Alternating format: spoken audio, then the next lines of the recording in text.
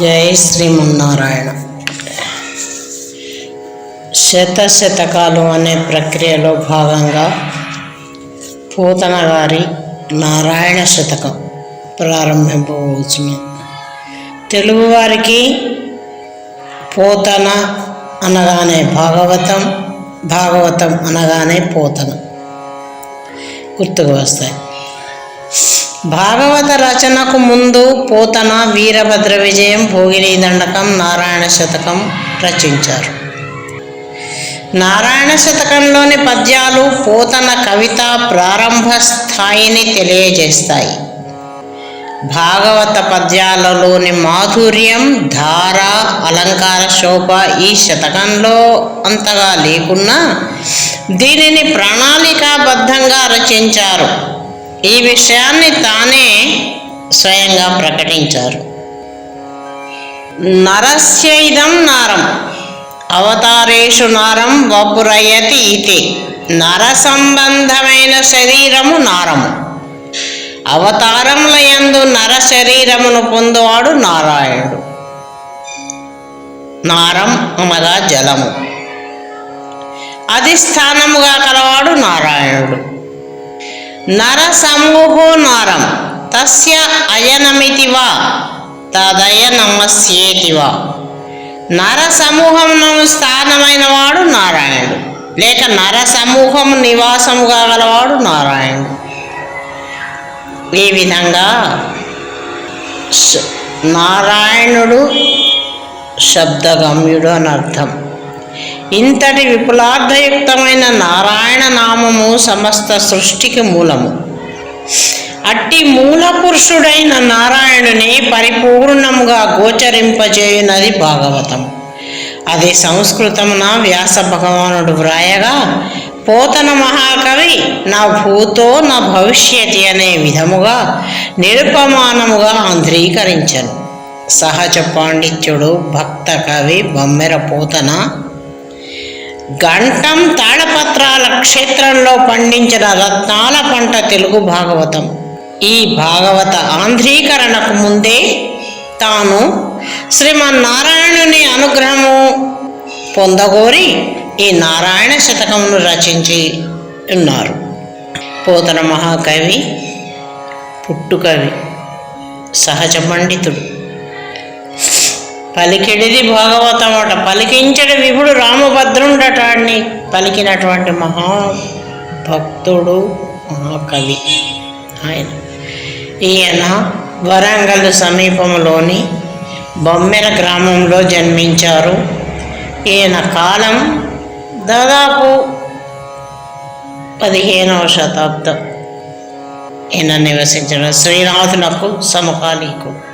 అవతార దశకంతో మొదలుపెట్టి దివ్య రూప దశకం, నామ ప్రభావ దశకం అనే 4 విషయాలు 10 పద్యాలతో అందంగా సమకూర్చి తర్వాత కృష్ణావతార వింశతి, జ్ఞాన వింశతి, మోక్ష వింశతి అనే 3 విషయాలతో కూడి ఈ శతకం సుసంపన్నమైంది. తాను రచింపబో భాగవత కథా సూచి చేయుట, తన శతకమును ఒక అర్థవంతమైన ప్రణాళికతో నిర్మించుట, అంతేగాక కావ్యమునకు పరమ ప్రయోజనమైన ఉపదేశములు చేయుట మున్నగు సలక్షణ సమన్వితముగా ఈ నారాయణ శతకమును లోకమునకు అందించుట మూలమున భక్త పాఠకులకు మోక్ష మహత్ఫలాన్ని సంప్రాప్తింపచేయాలని పోతన గారి ప్రయత్నము సఫలమైనది. వీరు కృతకృత్యులైనారు.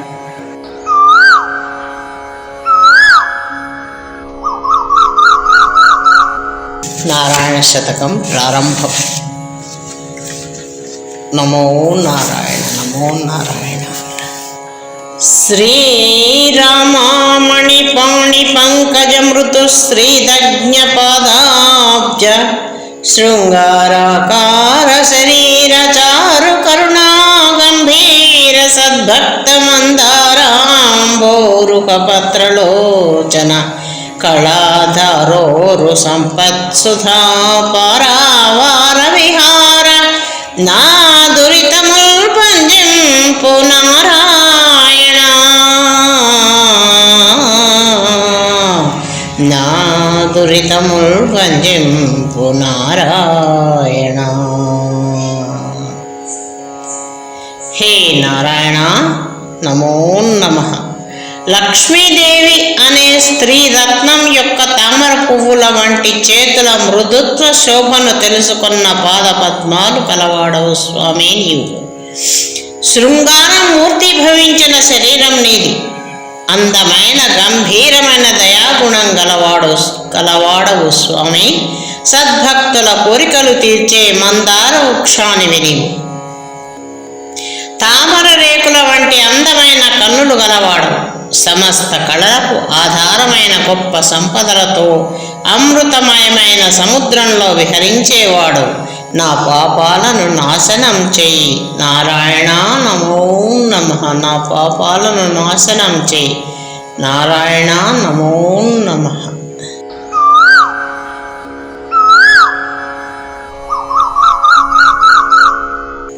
కడకుంబాయక వెయ్యి నోళ్ళు గలయాక కోధరాధీశుడున్.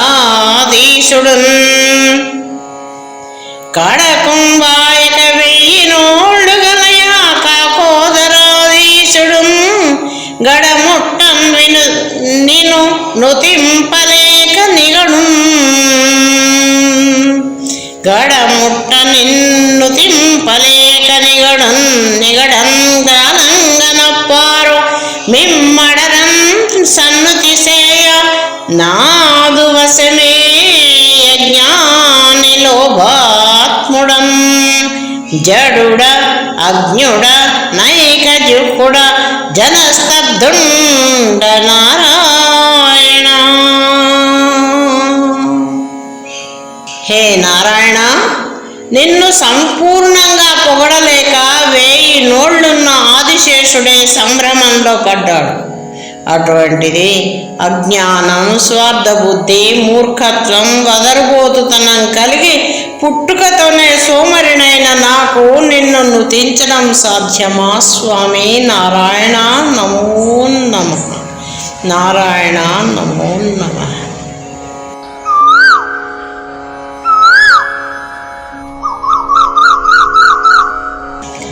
నీ నామస్తుతులాచరించు నెడలన్నే తప్పులుంగల్గినన్.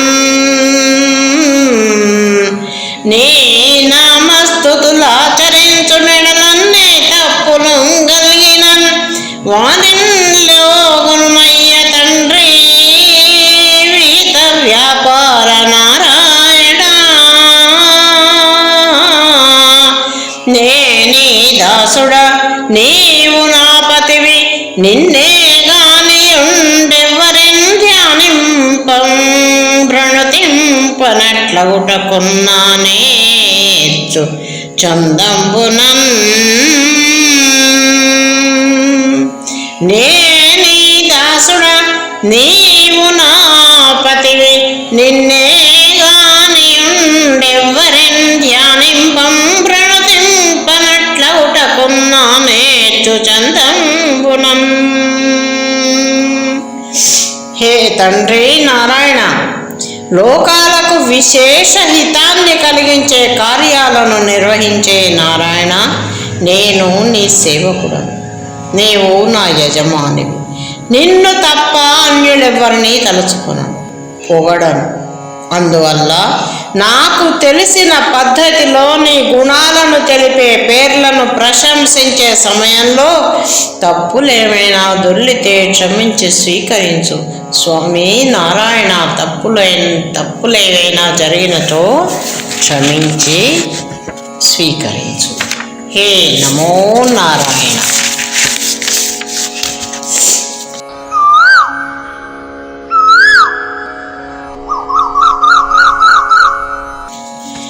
నిరయన్ నిర్మలమైన నీ స్తుతి కథానీకంబు పద్యంబులో నొరుగుల్ మిక్కిలి గల్గెనేని యుగడన్ యోగం చర్చింపగా. గురు గణపైనన్ వంకపోయిన గడుంగుజ్జైన పేడెత్తిన చెరుకుం గోలకు తీపుగాక కలదే చేదెందు నారాయణ.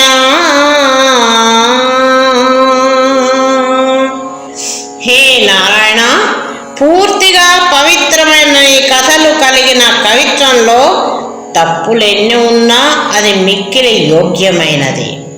హే స్వామి, ఎందుకంటే చిన్న కణుపులున్నా, వంగిపోయినా, పొట్టిగా ఉన్నా, పైన పేడు పెరిగినా చెరకు గడ తీయగాక చేదుగా ఉంటుందా స్వామి? అలాగే ఏదైనా తప్పులున్నా క్షమించి స్వీకరించు.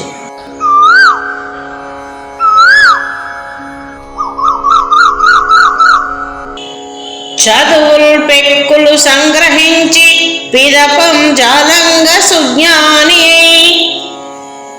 మదిలో బాయక నిన్ను నిల్పదగునా మర్మంబు వీక్షింపడే మొదలంగాడిద చారు గంధవితతుల్ మోవంగ శక్యం బెకాకది సౌరభ్య పరీక్ష చూడ కుశలేయ వ్యక్త నారాయణ.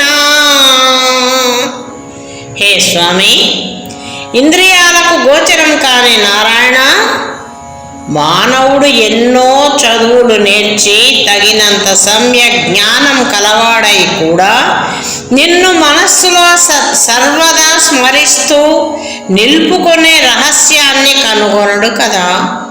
గాడిద గంధపు చెక్కలనెన్నింటినో మోయగలదు, కానీ వాటి పరిమళాన్ని పసిగట్టే నేర్పు దానికి ఉంటుందా? స్వామి, నమో నమః నారాయణ, నమో నమః, నమో నమః. జై శ్రీమన్నారాయణ.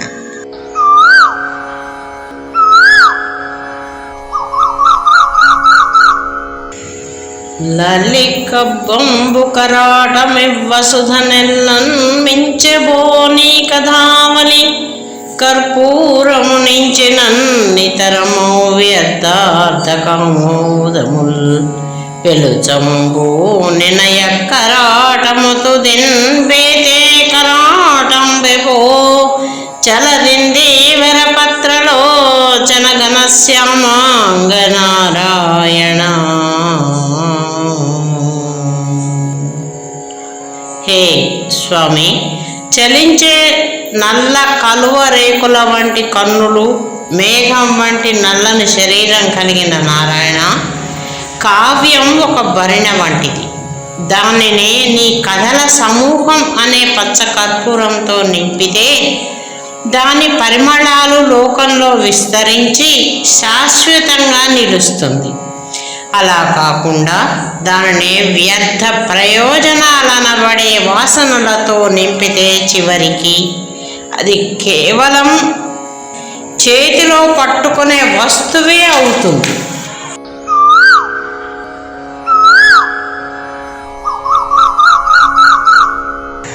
మనమారన్నచలేంద్రజాధిపతికిన్ మస్తాగ్రమాణిక్యమై మునికోపానలదర్ధరాజతతికి ముక్తి స్ఫురన్ మార్గమై ఎనయున్ సాయక సాయికిం జననియై ఏ పారుమిన్నేటికిం జని మూలం బగునంగ్రి మాదు మదిలో జచ్చింతు నారాయణ.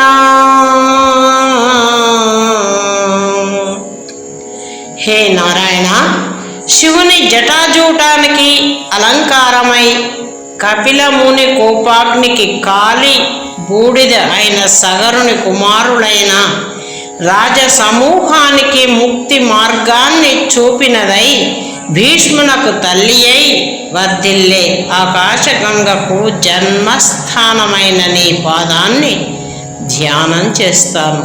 నమో నారాయణ.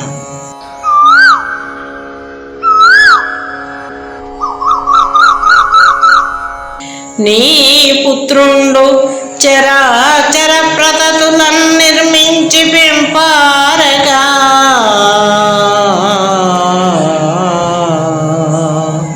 నీ పుణ్యాంగన సర్వజీవతతులం నిత్యంబు రక్షింపగా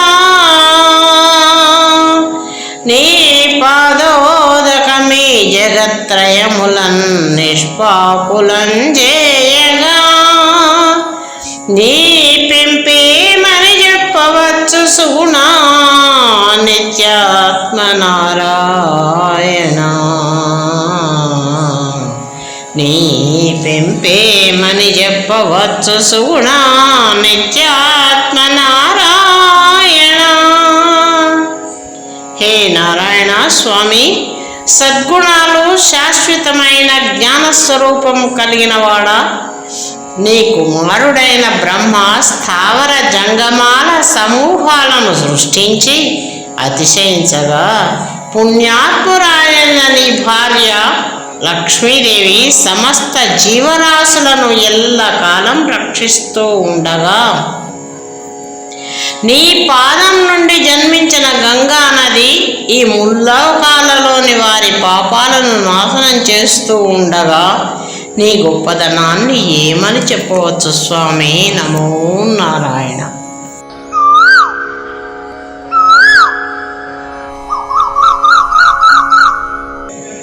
బ్రహ్మాండావలిలోన సత్వగుణివై వాక్యంబునందాదిమ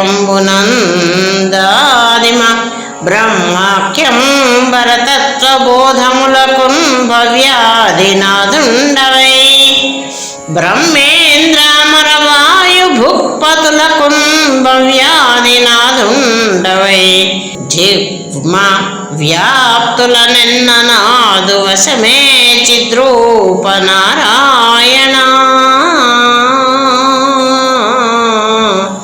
జ్ఞానస్వరూపుడైన నారాయణ, బ్రహ్మాండ సమూహంలో శుద్ధ సత్వగుణం కలిగి వెలుపల ఆదిమ బ్రహ్మ అనే పేరుతో పరతత్వ జ్ఞానానికి మేటి ప్రభుడవై, బ్రహ్మకు, ఇంద్రునకు, దేవతలకు, నాగరాజులకు ఊహింపరాని మాయతో వ్యాపించి ఉన్న నీ తత్వాలను పరిగణించడం నాకు సాధ్యమా స్వామి. నమో నారాయణ.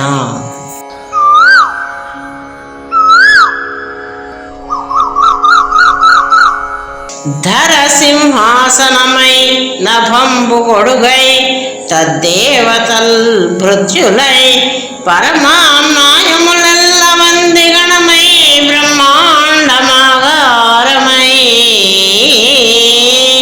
సిరి భార్యామణియై విరించి కొడుకై శ్రీగంగ సత్పుత్రియై, శ్రీగంగ సత్పుత్రియై వరుసన్ని ఘనరాజ శంభు నిజమై వర్ధిల్లు నారాయణ.